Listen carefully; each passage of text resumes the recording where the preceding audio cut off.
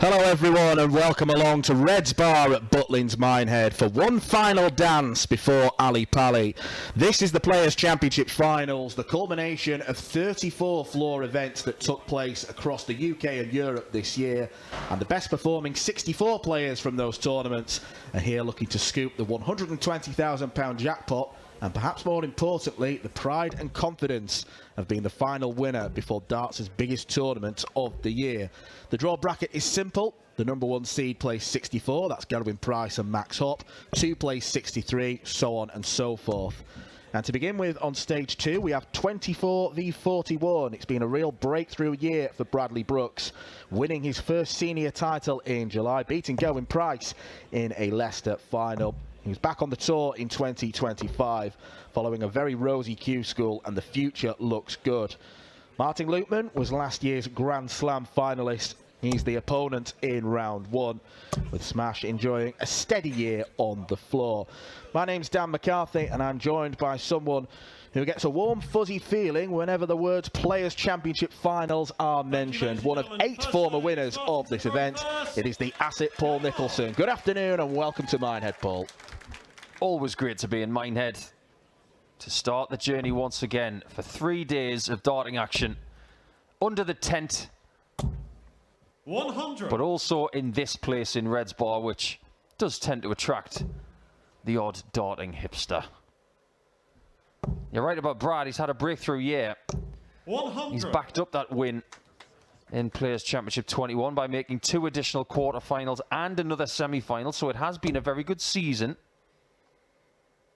But I'm not sure if Martin Lukeman will be happy with his output in 2025, especially just a shade over 12 months after making the Grand Slam final. So 57. This is possibly a place where he could right a few wrongs. Possibly so. He's hoping to cross a couple of Rubicons this afternoon, not only to win his first ever game at the Players' Championship Finals following 3 defeats, but to beat Brooks for the first time as well, because Brad has won each of their 3 meetings. 59. And he has been a real form man this year, looking at his running yearly average on the floor events, around about the 94 mark. Lukeman at 89, so you would say that Brooks is the distinct favourite coming into this one. 58. I think this game is very hard to call for lots of different reasons, and we will try and iron out those creases in the coming 20 minutes. Well, let's see what Bradley can leave. And he pounds in the first max. To the delight of the crowd, who are not going to get a 1-2-5 finish off the back of it from Smash. 71. Bradley require 105. Early break of throw on the cards for Brad. Being made much easier with that treble 19. The single 16 leaves the double, and Bradley Brooks pins it. That is a confident start from Bam Bam, who goes ahead 1-0. Yeah, 285 in 6 darts there from Brad. You always like to get your first max early and your first ton plus checkout. Get them back to back in the first leg and your confidence will soar. And Bradley's not got a great Minehead record. 41. And couple that with Lukeman's poor record in this tournament, I think this game is very open for interpretation. So it could come down to who can get the better start. 140. And that feels right now that Brooks is getting that. I've seen some very chunky numbers posted by Bradley Brooks this year. He's averaged 117 on the floor, which just goes to show what performance level he's capable of. Of course, he's not going to produce that form every match, but he's someone who's been on the darting scene for a long time, but now feels like he's part of the, not the elite group, but he's going to be a sustained tour card holder for some time. 120. You'd like to think so, because he was a bit of a Q school yo-yo for a while.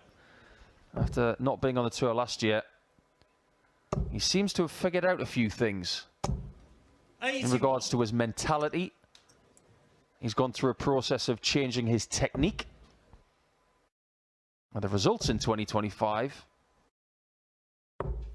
65. We can Bradley visualise Require, a 89. lot of positivity moving forward. He's looking at double 16 again. The good thing about that is it isn't close, so it's not in the way. 73. But having said that, he wasn't close on both 170. occasions. Should come back. And definitely will. Now, Martin Lukeman failed to hit the 2 treble 20s required to have a go at bullseye. 96. Bradley requires 16. Double 8 for Bam Bam. Game shot on the second Says leg. thank you very much. 2-0. Third leg, it passes the throw first. Game on. We're not privileged to be able to go and speak to the players before they grace the stage.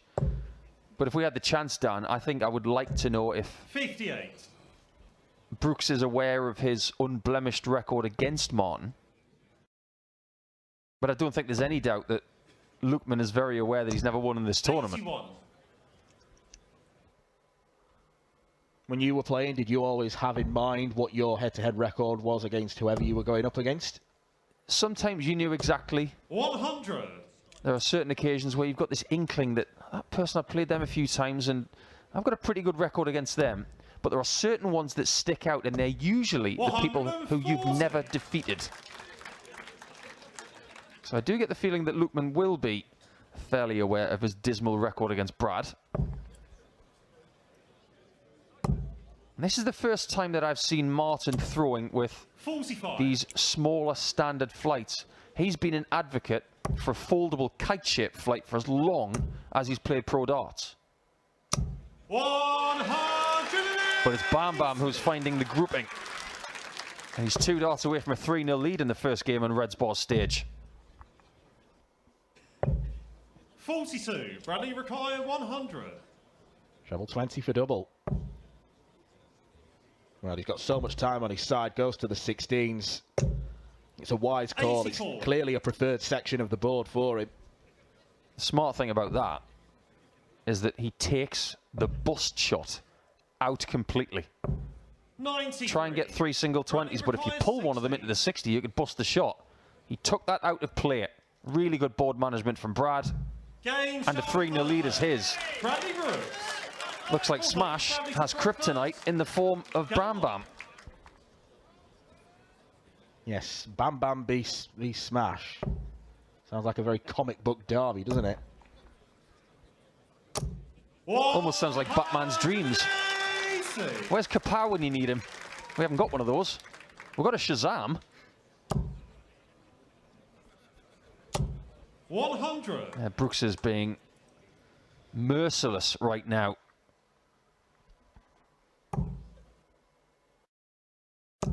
What do you say, Mr. McCarthy? We're going to get a 9-darter on this stage over the next 60. couple of days. You fancying it? Bit like Alan Norris a few years ago, when he banked £35,000 as a bonus. Do you know what? I'm going to be an optimist and say, yes, we will get one. 140. Well, the way Brad's playing, we might get one in the next 5 minutes.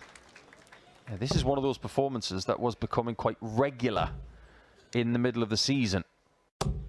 60. Lukeman is coming up very dry. That's 109 left. Could leave double 16 again. 89. That's exactly what he does.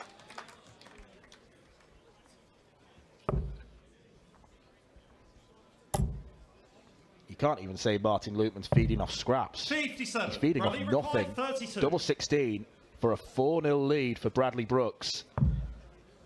Now double 8. Different part of the board to aim at. Game shot on the But it's the same results. Bradley Brooks pins the double required, and he is coasting towards a place in round 2. He's constantly leaving the bottom left corner of the board. He's taken out a shot with a primary double in double 16. He's taken out shots on double 8, the secondary double. Now he's got the tertiary one with double 4. In this doubles breakdown of 16s, 8s and 4s, he's been successful everywhere. 57. And that's a problem for Lukeman, who's not getting enough opportunities. He's got to lift his scoring. If he doesn't sometime soon, he's going to be on his way back 60. to Hertfordshire within the hour. Winner of this to take on either Cameron Menzies or Adam 54. Lipscomb. That game we will see on stage 2 a bit later this afternoon. It's in the top quarter of the draw where the #1 seed Gawain Price is. And the seeding positions are worked on the order of merit for the Players' Championship events. Hence why you're seeing some fairly strange numbers against certain names. 36, Luke Littler. 58, Luke Humphreys. That's why it's eminently plausible that they could have faced each other in round 1. My word, that was an impressive maximum from Brooks. 3 darts in a vertical line. To be able to do that in that small treble 57. is an amazing skill. And in a leg that Lukeman was better in before that max, Brooks could still win it. 80. Martin, He's done well there to leave 130 instead of something around it. That is a doable shot. But does he get a look at it? Now that he does, if he hits that 130 now, Dan, this is going to be a real crippler for Smash. 130. I think the taxi may be being ordered if this is pinned. But Martin Lukeman will 90. come back. Martin, He's under severe pressure. Brooks leaving tops. For the first time in the match, Lukeman gets darts at double. And takes out double 8. So Martin Lukeman will not walk away completely empty-handed. That was interesting, wasn't it? He had that little celebration as if to say, finally, I've got a leg. 140. Brooks showed nothing. He was right at the hockey because he wants to keep his train moving. Touching on a point you made earlier, I think one of the transformations about Bradley Brooks is that 100. extra maturity. He used to be a really fiery character on the hockey, which if you harness correctly is a good thing. If you don't harness it correctly, you're only harming 100. yourself. Well, if I may be so blunt, one of the games that Brad is most noted for is a game that he lost against Willie Borland. 100. They were both very vibrant in that performance. Now, Willie did a great job of hitting the 9-darter to win the match at the Worlds. But without sounding disrespectful, where's he? 100. He's not in this tournament. It's about the now.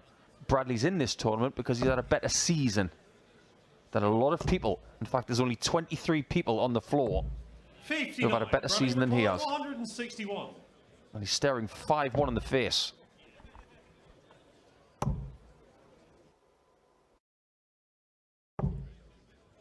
Well, that's not worked out too badly after the slightly errant second dart. Lukeman needs a big score to put pressure on. If he doesn't get to a finish, Brooks might go for 16s again. 42. Bradley require 80. Absolutely the right call here.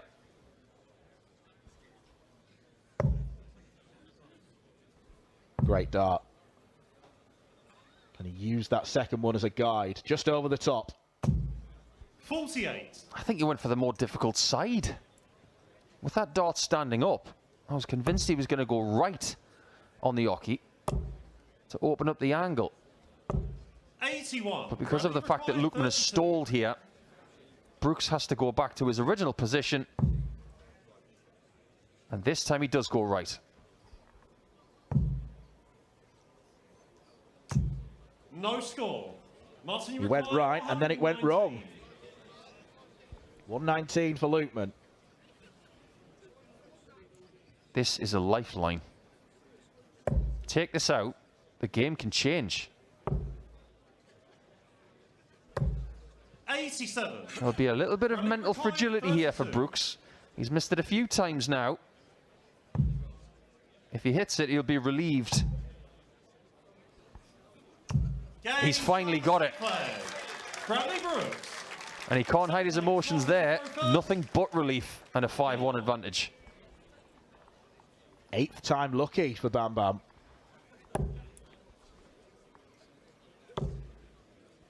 And now Martin Lukeman is approaching the 59. snookers required stage of a darts match. Has to be note perfect from here.